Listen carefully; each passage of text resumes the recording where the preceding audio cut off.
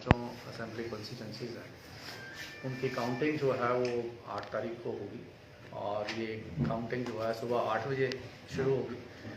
सारी जितनी भी कॉन्स्टिट्यूंसीज हैं उनकी काउंटिंग जो है हमारे मिलेनियम पॉलिटेक्निक कॉलेज सरोल में ही हो रही है और पांचों विधानसभाओं के वहीं पे हमारे स्ट्रॉन्ग रूम भी हैं जहाँ पे ईवीएम स्टोर्ड हैं और उसी के साथ ही हमारे काउंटिंग हॉल्स हैं जहाँ पे काउंटिंग होगी।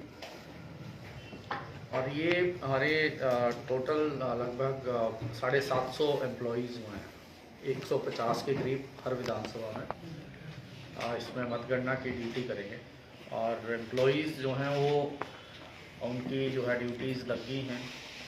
फर्स्ट लेवल की जो रैंडमाइजेशन होती है वो हमने 1 दिसंबर को कर ली थी।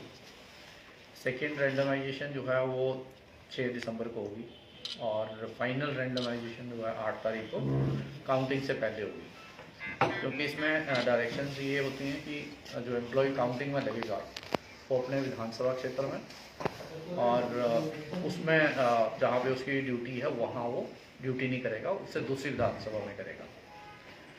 हमारा जो टेबल्स हैं, काउंटिंग टेबल्स जो हैं चंबा और भरमौर में 14 टेबल्स होंगे, 14+1। एक आरओ का टेबल होता है, 14 दूसरे टेबल्स होंगे और उसके साथ साथ एक टेबल होगा जो सर्विस इलेक्टर्स हैं, जो हमारे सर्विस मैन हैं, पैरामिलिट्री फोर्स के, आर्मी के लोग हैं, उनके जो पोलिंग बैलेट्स आएंगे उनको स्कैनिंग करने के लिए अलग सा टेबल होगा। और एक टेबल होगा जिसमें हमारे एब्सेंटी वोटर्स जो 80+ थे, जिनको घरों में जिनकी वोटिंग हुई, इसेंशियल सर्विसेज के लोग थे और जो पोलिंग स्टाफ थे, उनके जो पोस्टल बैलेट हैं उनको काउंट करने के लिए एक अलग टेबल होगा। सो 15+1+2 या 12+1+2 इस तरह से टेबलों की व्यवस्था होगी। और उसी के हिसाब से काउंटिंग एजेंट्स जो हैं पॉलिटिकल पार्टीज वहाँ लगा सकती हैं। कैंडिडेट्स को जो है सूचना कंसर्न आरओ ने दे दी है और मतगणना से टाइमली उनको पहले पहुंचना है मतगणना सेंटर में। 8 बजे सबसे पहले जो हमारे पोस्टल बैलेट हैं उनकी काउंटिंग शुरू होगी और उसके आधे घंटे के बाद, हाफ एन आवर के बाद जो ईवीएम्स हैं उनके राउंड शुरू हो जाएंगे। तो 8:30 बजे जो है ईवीएम का फर्स्ट राउंड स्टार्ट होगा और उसके बाद काउंटिंग जो है कॉन्टीन्यूसली काउंट चलती रहेगी। एंड में जब ईवीएम के सारे राउंड काउंट हो जाते हैं तो उसके बाद 5 ईवीएम्स जो हैं, 5 मशीनें जिसमें वीवीपैट्स शामिल हैं, उन वीवीपैट्स को रैंडमली सिलेक्ट किया जाता है और उनके जो स्लिप्स हैं उनको भी काउंट करते हैं। जब वो सारी प्रोसेस कंप्लीट हो जाती है उसके बाद ही जो है वो रिजल्ट जो है अनाउंस होता है। ट्रैफिक को लेके और बाकी जो रेगुलेशन है वो एसपी साहब आपको ब्रीफ कर रहे हैं।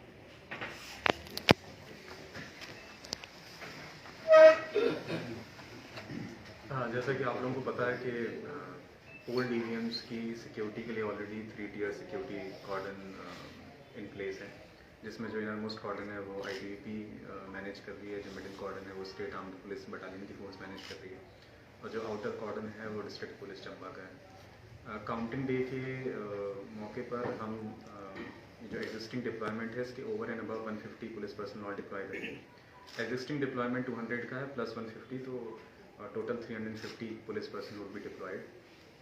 काउंटिंग डे के मौके पर जो मेन हमारा फोकस रहेगा वो एक्सेस कंट्रोल का रहेगा और ये इंश्योर करना कि अनऑथराइज्ड एक्सेस ना हो। तो काउंटिंग डे पर जो हमारा मेन फोकस रहेगा वो अनऑथराइज्ड एक्सेस को रोकना रहेगा और एक्सेस कंट्रोल इंश्योर करना रहेगा। इसके लिए हम डीएफएमडीज, एचएचएमडीज डिप्लॉय करेंगे। पुलिस पर्सनल जो भी काउंटिंग प्रेमिसेस के अंदर लोग आ रहे हैं उनकी थोड़ा चेकिंग करेंगे, फ्रिस्किंग करेंगे और जब तक कि उसके पास प्रॉपर आईडी कार्ड नहीं होगा किसी भी पर्सन को एंटर नहीं करने दिया जाएगा। जहाँ तक ट्रैफिक का सवाल है तो जो हमारा मेन रोड है तीसरा रोड, वहाँ से जो पॉलिटेक्निक कॉलेज को रोड जाता है उस पॉइंट पर हम एक बैरियर लगाएंगे, जिसके बियॉन्ड जो हमारा काउंटिंग स्टाफ है, पुलिस पर्सनल हैं, कैंडिडेट्स हैं, उनके काउंटिंग एजेंट्स हैं, उनको छोड़कर, मीडिया पर्सनल है ऑथराइज, उनको छोड़कर किसी की भी एंट्री उस पॉइंट के बियॉन्ड नहीं होगी। जो व्हीकल्स हैं हम हरिपुर में जो हमारा ग्राउंड है वहाँ पर या तीसरा वाले रोड पर जहाँ भी खाली स्पेसेस हैं वहाँ पर हम पार्क करेंगे और जो काउंटिंग स्टाफ है, ऑफिसर्स हैं, कैंडिडेट्स हैं, उनके व्हीकल्स जो बॉयज़ हॉस्टल के पास पॉलिटेक्निक कॉलेज में जो पार्किंग स्पेस है वहाँ पार्क होंगे। इसके अलावा सीसीटीवी कैमरे ऑलरेडी लगे हुए हैं, बैरिकेडिंग हमने ऑलरेडी कर रखी है काउंटिंग प्रेमिसेस में, जो कि काउंटिंग डे के दिन और भी स्ट्रेंथन कर दी जाएगी। ड्रोन वगैरह से भी हम मॉनिटरिंग करेंगे सिक्योरिटी अरेंजमेंट्स की। कोशिश ये होगी कि काउंटिंग डे पर सारा प्रोसेस स्मूथली हो और किसी तरह का कोई सिक्योरिटी इशू ना आए और कोई भी अनऑथराइज पर्सन काउंटिंग प्रेमिसेस में मौजूद ना हो। इसमें जो पॉलिटेक्निक कॉलेज है उसके साथ स्कूल भी हैं, एक नर्सिंग स्कूल भी है, उन सबको उस दिन 8 तारीख को बंद रखने का आदेश दिया गया। साथ में अकाउंटिंग वाले डे जो है उसको ड्राई डे भी डिक्लेयर किया गया। मीडिया पर्सनल के लिए एक अलग से वहाँ पे एक सेंटर बनाया गया, मीडिया सेंटर, जहाँ पे आप लोग आ सकते हैं। उसके बाद जो ईसीआई द्वारा ऑथराइज लोग हैं उनको काउंटिंग हॉल की गेट तक जो है फोटोग्राफी के लिए अंदर अलाउ करेंगे, गेट तक अलाउ करेंगे। मोबाइल वहाँ पे अलाउड नहीं है, तो मोबाइल नहीं ले जा सकते। और बाकी मीडिया सेंटर में जैसे ही राउंड वाइज अनाउंस होगा तो उसका भी वहाँ पे ईमेल प्राप्त हो जाएगा, जो आपको प्रिंट वहाँ पे हम दे देंगे, ताकि आप राउंड वाइज अपडेटेड रहें।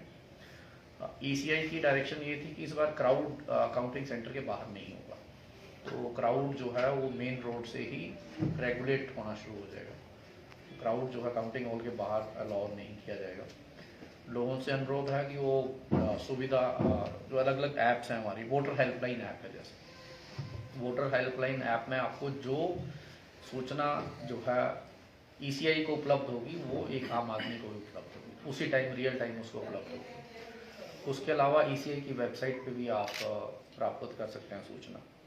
और उसके अलावा मुझे लगता है आप लोग भी अपने जो चैनल्स हैं उनको आप अपडेट करेंगे रेगुलरली, तो एक माध्यम रहेगा इस करके जो सूचना आपको ग्राउंड में मिलनी थी, काउंटिंग हॉल के बाद मिलनी थी, वो उसी समय रियल टाइम में आपको वोटर हेल्पलाइन ऐप में मिल रही है, ईसीआई के वेबसाइट पे आपको सुविधा मिल रही है, या अलग अलग चैनलों के माध्यम से मिल रही है। तो मुझे लगता है वहाँ भीड़ इकट्ठी करने की आवश्यकता नहीं।